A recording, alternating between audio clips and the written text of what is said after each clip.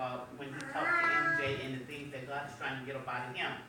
And I remember Pastor Juan had preached a sermon one time, and he was saying the demons that you don't kill will grow up and face you, and then now you're going to have to deal with them. And, I heard it, didn't quite understand it, but I heard it, and it stuck with me for a reason. And the reason is now, like you're saying, I have like 2 sets of children, they're like 10 years apart. The oldest one was raised by my mom and my dad, and I left him there because I felt that was the best thing for him. And in leaving him there with them, not knowing what was being taught to them by the sisters and brothers and everything, I wondered why he was always so bitter toward me until he got grown. And he said, and he told me, he said, you know what, if your mama had wanted you, she would have kept you. But you see, she went out there and had all them other kids. She kept them, but she didn't take you. And he grew up and he had that animosity toward me. And I never knew that's what it was. Then with the other children, I look at them, and one thing I learned about my children in that sermon was this. There are things about each one of my kids that I detest. And I found out those things that I detest are things I didn't deal with in my life. And my question is this. How do I stop chasing after them, trying to correct that thing in them, and begin to turn back and say, okay, Benita, now, if you don't like this about your daughter, this is what you need to do because that's you.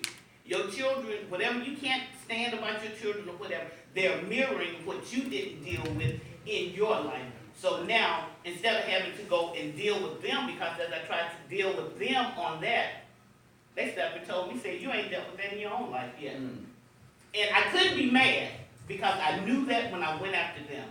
And at that point, that's when I decided, I said, okay, you know what? I'll just have to take it one at a time. Whatever it is I don't like about this one, let me look in my life and see what it is and work on it. I don't have to go back to them and apologize to them and plead and beg with them. But I feel that if I corrected that in my life, then that will correct in their lives. So that's what, I'm in the process of doing those, learning my children and learning those things. And it's not, I don't discuss it with them. When I see it, I'm thinking, okay, I've already done that. But if it still vexes me, then I have to go back into my closet and I have to work on that in me. So I'm learning that, you know what, it's not like you say, don't beat the children out of anger, because all you're doing is that what you're beating out of them is what you didn't deal with in yourself. That's right. My Pastor Murray did a class. We went to the mansion in Alpharetta, all the men. And that was a chance at that mansion in Alpharetta. It was 5 a.m. praying on the floor. And the feet of Jesus came in that room. And at that mansion, and this is what I thank God for Pastor Murray in his development, because as older as I am than him, I yet have ever learning, and we all gonna be forever learning. So all these older folks in here that think that they know everything, you just might as well shut the ham and cheese up, because some of these young folks can teach us some stuff. I don't care what y'all say. Y'all ain't got to say anything. But we went to Alpharetta, and we went to that mansion, and in that mansion was 5 or 6 rooms upstairs. But downstairs in the basement was a whole bunch of rooms, and each room represented a country. And I slept in the room, brother, did not know that several kings from other countries had came and slept in the very same bed that I slept in. And this particular time, Pastor Murray said, we're going to get up at 5 o'clock and we're going to pray. And it was all the men. All the men. That's an experience that the men in here, you might want to experience one more time and again. Yes. But this man took us to the mansion. And it's a brother of mine that don't think, got mentioned. But anyway, we went and we laid on that floor and began to cry out to God. And the feet of Jesus came in the center where all the men was crying out on the floor. And on the feet, I looked up and I saw 2 holes at the ankle point. At the ankle point. And I looked and I said, God, what is this? He said, I have them to remind you that where you are, and because you are here, you at this place now at my feet, somebody else don't have that privilege as of yet. But your job is to go back and deal with the man in the mirror. And in that session, Pastor Pastor Murray had mirrors, and he made us look at the man in the mirror. And then we looked at that video called The 300 People. With the 300 men? It was 300. 300 men. And those men was fighting, Elder Ware. And when it got to a place where they seemed to be overwhelmed, they took the dead bodies and built a wall. Yes. And they used the dead bodies as the defense mechanism. I want to say to Nikki, say to Benita, say to all of us down in here, there come a time in life, as I said to Nikki earlier, make that thing as a platform and stand over it. Pastor Murray said what he said to all of us in this room. And I say to Benita in my closing, and as this baby has said in her moment, you can forgive, you can ask for forgiveness. I told LaWanda, baby, I'm sorry. Daddy didn't mean this. If I can exchange my life, I built a wall against the thing that the enemy was trying to destroy me with. Yeah. Because see, some things, I preach that sermon, that if you don't mess with, don't get delivered from these demons gonna go back up and come and get after you. You know what happened to that boy, what that boy name in the Bible when I preached that sermon by dealing with my daddy's demon? David. He was sitting down there dealing with stuff. Dealing with stuff. When God told him to come from among his kindred, I'm going to make you a father of many nations. And as he was coming, he had to deal with his daddy's demon. And I preached the message was build an altar. You know, I'm good at altering my clothes to make them fit me, to make people think that I got it together.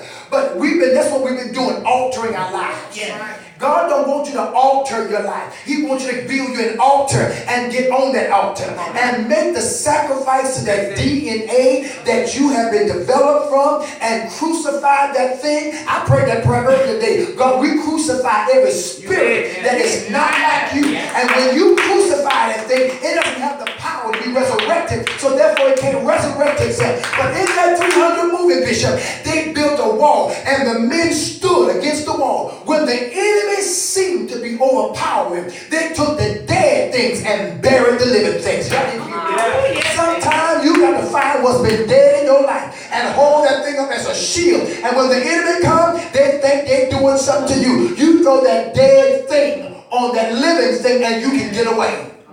Amen. The men's of Spartans, huh?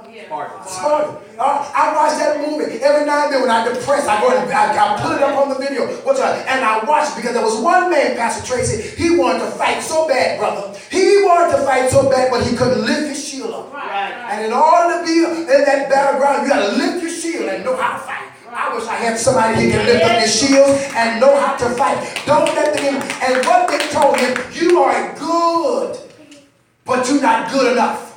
Because we on the battleground, you got to be able to hold that shield and be able to stick that sword. He was good sticking the sword, but he was limped on one side. So you know what he said? Go back home and watch the city. I want to tell us, I want to tell somebody today, those of you that's on the battlefield and you got the power to fight, fight. But those of you that's been wounded, go back to the city and watch the city. Because at the end of the story, the boy that is sitting back to watch the city, he became the captain of everybody at the end. Look at your neighbor and say, we're going to win this thing, baby. We're going to win this thing one way or the other. But you got to look at the man that's in the mirror. Come on. I said it earlier in prayer. Didn't I say it in prayer? I was praying. I said I called the winners for it. Yes, you did. I said I called the winners for it. Woman, your marriage broken, but I called you for it. Them children working in I called you for it. Because I knew today was going to be a day. A night that God was going to touch us where we hurt it. Oh, God of mercy. That's why this conference couldn't be no behind no argument. We don't need to be no behind no. Somebody to talk to me and tell me my pain ain't legit. That's right. You understand what I said? Because all of us wanted somebody to legitimize why I'm hurting. I don't need to legitimize you anymore why you're hurting. I need to tell you to get up and put that Band-Aid on and get up and do something with yourself. Because you're powerful. You're more powerful than the pain that you're in. So what your mama left you? So what your daddy dropped you? So what you was raped? So what? I know that's hard to say. I'm going to say it. So what? Get over it. All of us have been through something. You got to get over it.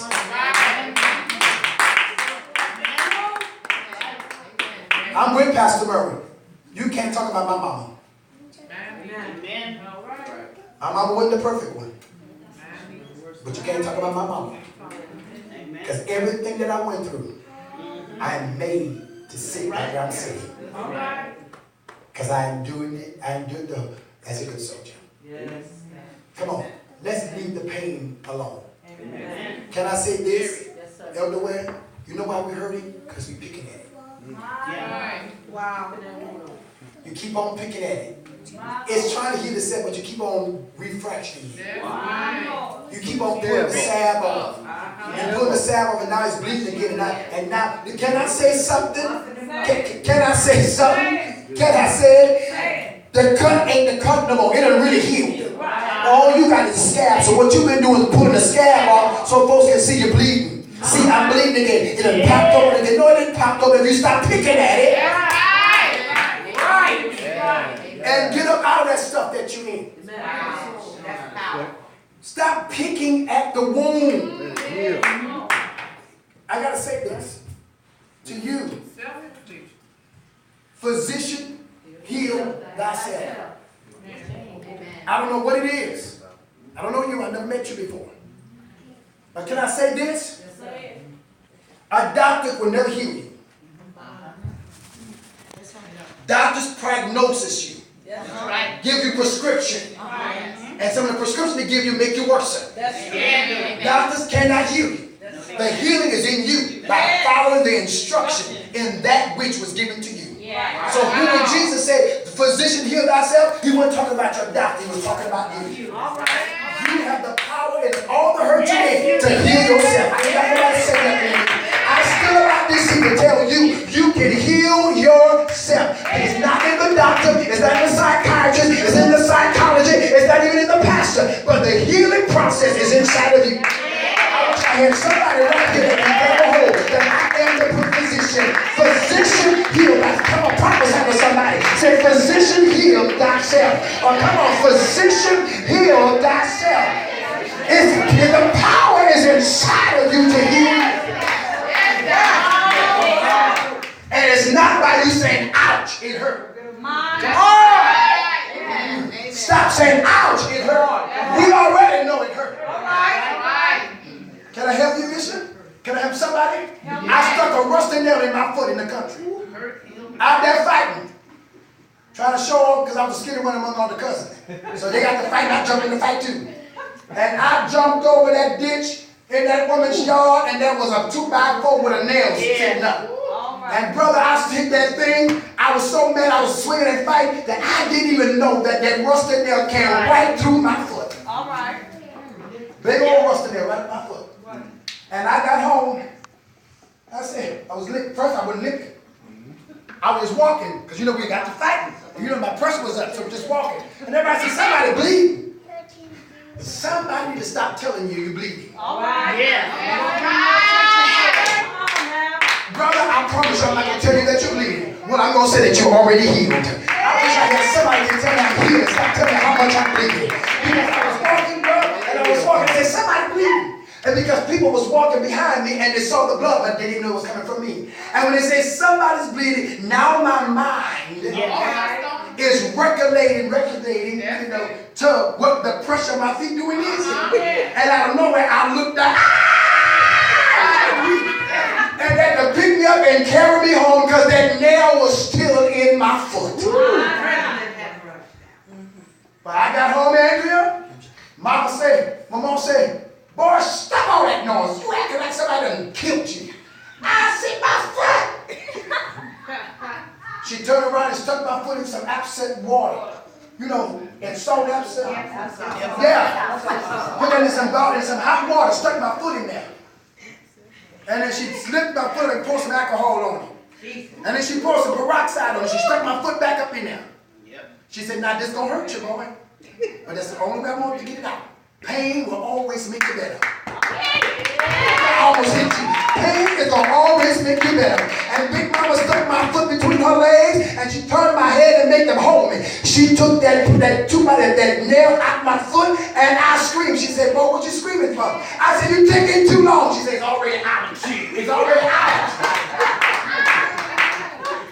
trying to heal somebody tonight. You still hollering, and I already got your nail in my hand. Pastor Murray already got your nail in his hand. Pastor Trace already got the nail in his hand. Pastor Kamisha already got the nail in his hand. Apostle already got your nail in the hand. What you hollering for? Yes, Lord. And you know what my granddaddy did? We had a maple tree in the yard. He took that hammer and started beating on that tree. And that tree stopped bleeding. He took the sap off, put it on my foot, took a big old sheet that they cut up, because you know we weren't that rich to have gauze. They just took that big old white sheet, cut it up, wrapped my foot real good, and took some more sap, that sap, put that on that thing, wrapped it up some more, and put me a sock on and tied it. He said, you're going to limp for a minute, but you'll be all right by the recovery. And guess what? Every day they did the same repeat. And by that Saturday, fight was on the Monday. By that Saturday, I was getting ready to go to school the next week. It was over with. I'm telling you, your pain ain't got to stay in your life forever. It's only in your life because you want it to pay attention to you. But guess what? 21st century believers ain't paying attention to hurt people. 21st century believers ain't paying attention to hurt people.